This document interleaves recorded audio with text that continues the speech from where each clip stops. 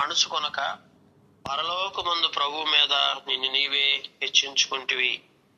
దేవుని బిడ్డలైనటువంటి వారు బెల్షస్సరు జీవితాన్ని బట్టి ఒక శ్రేష్టమైనటువంటి అనుభవాన్ని మనం గుర్తెరగవచ్చు.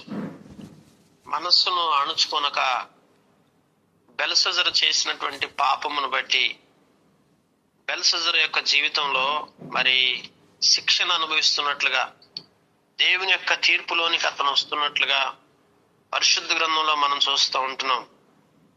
దేవుడు బెల్షస్సరు జీవితంలో తీర్పు తీర్చడం ప్రారంభించాడు. అలాగే శిక్షను కూడా బెల్షస్సరుకి వేస్తూ వచ్చాడు. ఎందుకు బెల్షస్సరు జీవితంలో ఇలాంటి అనుభవం కలిగి ఉన్నాడు? బెల్షస్సరును ఎందుకు ఈ రీతిగా దేవుడు శిక్షిస్తూ వచ్చున్నాడు అని మనం చూస్తూ వచ్చినప్పుడు పరిశుద్ధ గ్రంథంలో తన మనసును అణుచుకొనకపోవటే కారణం. ఈరోజు మనందరి జీవితాల్లో కూడా అనేకమైన పాపపు ఆలోచనలు, దుష్టమైన తలంపులు, శరీర సంబంధమైన ఆలోచనలు మన హృదయంలో తలెత్తినప్పుడు మన మనస్సును అణుచుకొనకపోతే ఆత్మ సంబంధంగా దేవుని సన్నిధిలో మనం నష్టపోయేటువంటి వారు ఉంటాం. అందుకే దేవుని వాక్యం రాస్తున్నాడు పరిశుద్ధ గ్రంథంలో, పరలోకమందున ప్రభువు మీద నిన్ను హెచ్చించుకుంటివి. దేవుని బిడ్డలారా, ఎవరైతే మనసును అణుచుకొనక పరలోకమందున్న దేవుడి మీద తమను తాము హెచ్చించుకుంటున్నారంట. దేవుని వాక్యం చూస్తున్నారా? పరలోకమందు దేవుని మీద మనల్ని మనం హెచ్చించుకోవటం ఏంటి? ఒకసారి ఆలోచించండి. పరలోకమందున్న దేవుని ఎదుట మనం సరైన విధానంలో జీవించాలి కదా.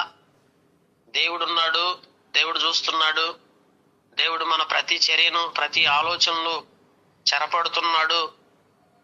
బైబిల్ గ్రంథం రాయబడుతూ వచ్చింది, ప్రతి ఆలోచన చెరపట్టబడుతుందంట.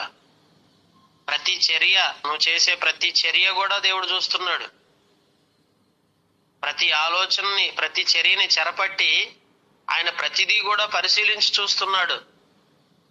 ఇది మనం గ్రహించకుండా దేవుని మీద మనల్ని మనం హెచ్చించుకోవటం అంటే ఇదే. ఎప్పుడైతే మన యొక్క ఆలోచనలు, ఇప్పుడు కొన్నిసార్లు మన జీవితంలో మన మనసు అనేకమైనటువంటి చెడ్డ ఆలోచనలు, చెడ్డ మనసు మనది కనుక మనకి ఎన్నో రకాలైనటువంటి చెడ్డ ఆలోచనలు వస్తూ ఉంటాయి. అలాంటి సమయాల్లో మనం ఏం చేయాలి? మన మనసును అణుచుకోవాలి. అణుచుకోనకుండా శరీర సంబంధమైనటువంటి ఇచ్చలతో, ఆలోచనలతో ఎప్పుడైతే మనం తొందరపడి పాపము చేసి దేవుని మీద మనల్ని హెచ్చించుకుంటాం, పరలోకమందున్న దేవుడి మీద మనల్ని మనం హెచ్చించుకోవటం. ఇట్లనగా నీవు నీ అధిపతులను, నీ రాణులను, ఉపపత్తులను దేవుని ఆలయ సంబంధమైన ఉపకరణంలో ద్రాక్షారసం త్రాగవలని వాటిని తెచ్చి ఉంచుకొని వాటితో త్రాగుచు చూడనైనా, విననైనా, గ్రహింపనైనా చేతగాని వెండి, బంగారు, ఇత్తడి, ఇనుము, కర్ర, రాయి అని వాటితో చేయబడిన దేవతలను స్తుతించిదిరి గాని మీ ప్రాణమును, సకల మార్గములను ఏ దేవుని వశమునున్నవో ఆయన నీవు గణపరచలేదు. గమనించారా? ఏ దేవుని వశములో మనం ఉన్నామో దాన్ని మర్చిపోతున్నాం. ఇది చాలా ప్రాముఖ్యమైన విషయం. ప్రతి వ్యక్తి దేవుని వశమందు ఉన్నాడు. దేవుని వశము లేకుండా ఎవరు లేరు. దేవుని బిడ్డలారా, గమనించండి. నీ యొక్క జీవితం దేవుని వశమందు ఉంది. ఇది చాలాసార్లు మర్చిపోతున్నాం. మన వశం అనుకుంటున్నాం, అంతా మన ఇష్టం అనుకుంటున్నాం, అంతా మనకి ఏం చేసినా, ఎలా చేసినా, ఏది చేసినా సరిపోతుంది అనుకుంటున్నామే కానీ అయ్యో నా జీవితం దేవుని వశమందు ఉంది, నేను నా ఇష్టం వచ్చినట్టుగా ప్రవర్తిస్తే, అందుకే అంటాడు ప్రసంగి గ్రంథంలో దేవుడు వాక్యం చెప్పబడుతూ వచ్చింది, యవనుడా నీకు ఇష్టం వచ్చినట్లుగా నువ్వేం చేయాలనుకుంటున్నావు అది చెయ్యి, కానీ ఒకటి మాత్రం గుర్తుపెట్టుకోమన్నాడు. దేవుడు మనకు స్వేచ్ఛను, స్వాతంత్రాన్ని ఇచ్చి ఏం చెప్తున్నాడంటే, నువ్వు చేసే ప్రతిదానికి ప్రతిఫలం ఉంటుందని మర్చిపోవద్దు, తీర్పు ఉందని మర్చిపోవద్దు. ఈరోజు లోకంలో మనం ఏదైనా మన మనసును అణుచుకోనకుండా మన ఇష్టానుసారంగా ప్రవర్తించి మనకు నచ్చినట్లుగా ఏదో ఒకటి చేసుకుంటూ పోతే ఎవరు నిన్నేం ప్రశ్నించకపోవచ్చు, ఎవరు నిన్ను అడగరు, ఎవరు నీకు చెప్పాలన్నా కానీ చెప్పే స్థాయిలో ఎవరు నిండుకుపోవచ్చు. చెప్పేవారునో నువ్వు విని గ్రహించే మనసు కూడా నీకు ఉండకపోవచ్చు. కనుక నీ మనసును అణుచుకోనకుండా నీకు ఇష్టం వచ్చినట్లుగా నీకు ఏది తోస్తే అది చేసుకుంటా బెల్షజర్ లాగా వెళ్ళిపోతా ఉన్నావు అనుకోండి, మంచిదే, వెళ్ళొచ్చు, దానికి ఇబ్బంది ఏం లేదు. ఇప్పుడు బెల్షజర్ కూడా అదే చేస్తూ వచ్చాడు. ఏం చేశాడు?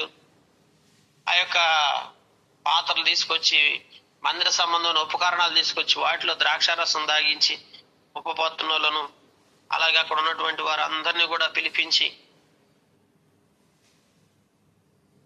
ఉపపత్నులు, రాణులు అందరు కలిసి కూర్చొని ద్రాక్షారసం తాగారు.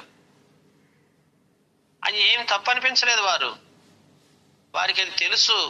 జీవము కలిగిన దేవుని మందిరం అది, ఆ మందిర సంబంధమైన ఉపకరణాలు అవి మనం ఎలా పెడితే అలా వినియోగించకూడదు, అలా వినియోగిస్తే నష్టపోతాం అని గ్రహింపు లేకుండా వారి ఇష్టానుసారంగా వారు ప్రవర్తిస్తూ వచ్చారు. ఈరోజు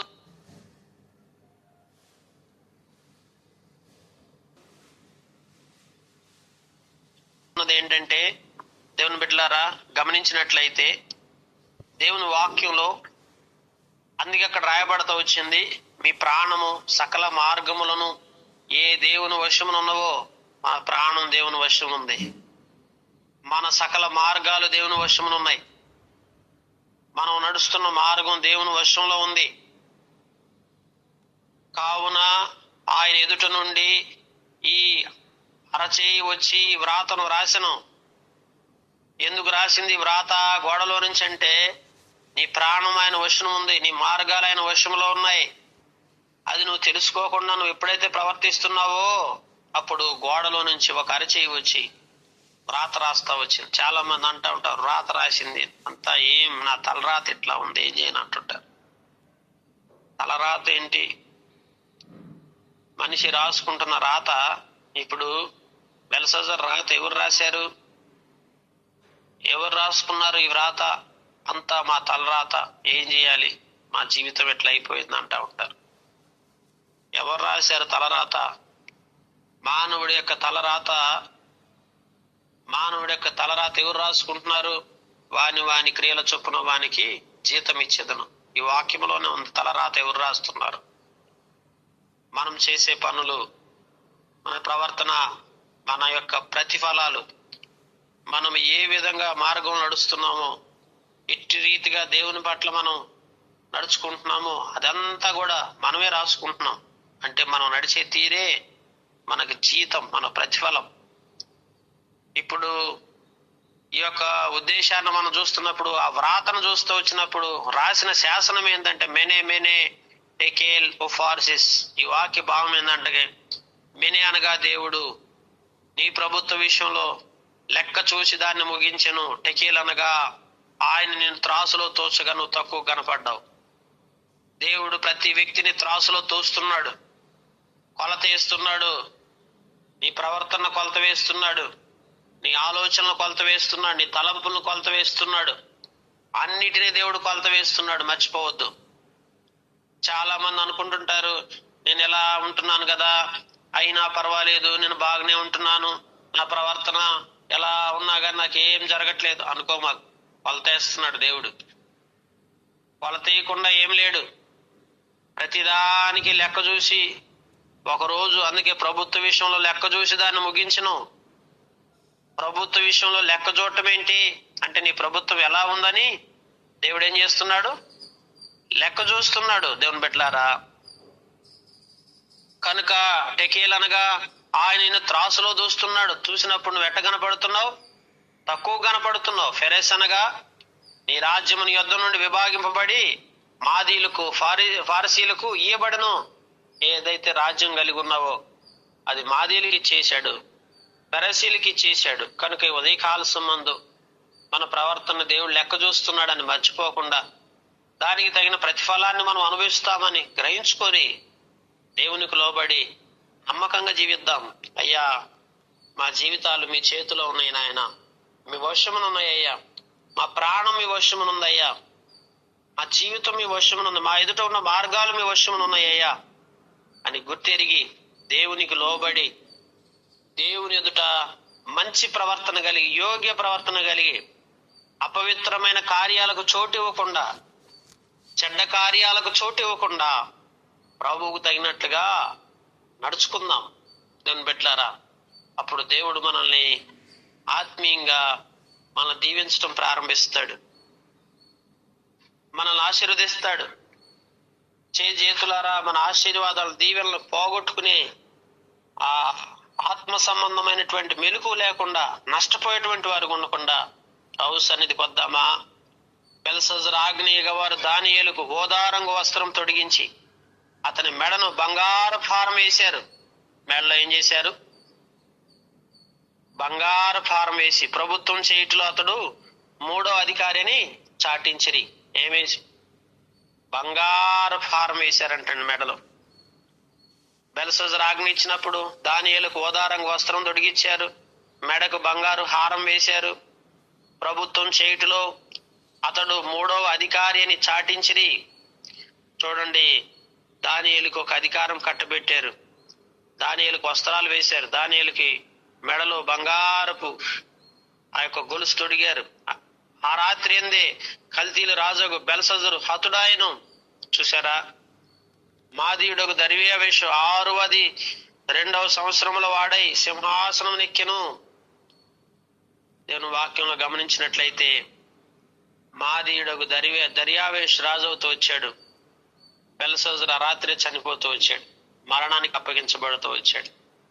ఎందుకు బెల్షస్సరు మరణించాడంటే బెల్షస్సరు యొక్క పాపం వల్ల వచ్చు జీతము మరణం, మన ప్రభు అయిన యేసుక్రీస్తునందు నిత్య జీవం. కనుక ఆ రాత్రే మరణానికి అప్పగించబడుతూ వచ్చాడు. మనం దేవుని వశంలో ఉన్నాం, మన ప్రవర్తన కాపాడుకుందాం. వెరివాడా, ఈ రాత్రే నీ ప్రాణం అడిగితే నీవు సంపాదించినవి ఎవరి వగును అంటాడు దేవుడు. దేవుడు మన ప్రాణాలు తీసుకోవడానికి ఒక రాత్రి చాలు కదా. ఒక రాత్రిలోనే మనల్ని ఈ లోకంలో ఉండకుండా దేవుడు మరణానికి అప్పగించగలడు.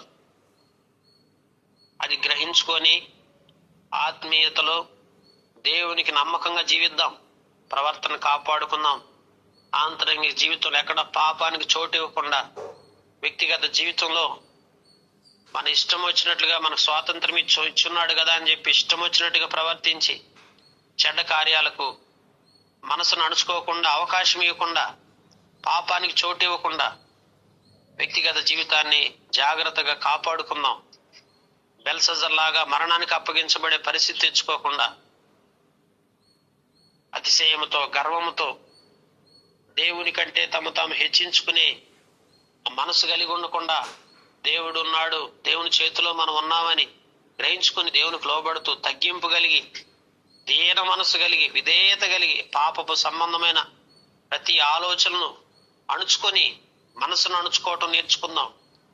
దేవుని దగ్గర అడుగుదాం, అయ్యా మా మనసులను అణుచుకోవటం మాకు నేర్పించండి. ఉదయకాల సంబంధం ఇదే ప్రార్థిద్దాం దేవుని సన్నిధిలో. ప్రియమైనటువంటి వారులారా, అనేక మార్లు మన మనసును అణుచుకొనక తొందరపడి చేస్తున్న ప్రతి అనాలోచన విడిచిపెడదాం ప్రభు దగ్గర. అయ్యా నా జీవితంలో నేను మనసు అణుచుకోలేకపోతున్నాను, అనేక సార్లు పాపానికి చోటిస్తున్నా దేవుడు చెప్పి మనసును అణుచుకొని దేవుని సన్నిధిలో ఆత్మీయంగా దేవుని దీవెనలు అనుభవించే వారిలాగా మన జీవితాలు ఉండలాగా దేవుడి మాటలు దీవించి మన గ్రహంలో తీసుకొచ్చి మనకు సహాయం చేసి మనల్ని బలపరచును గాక.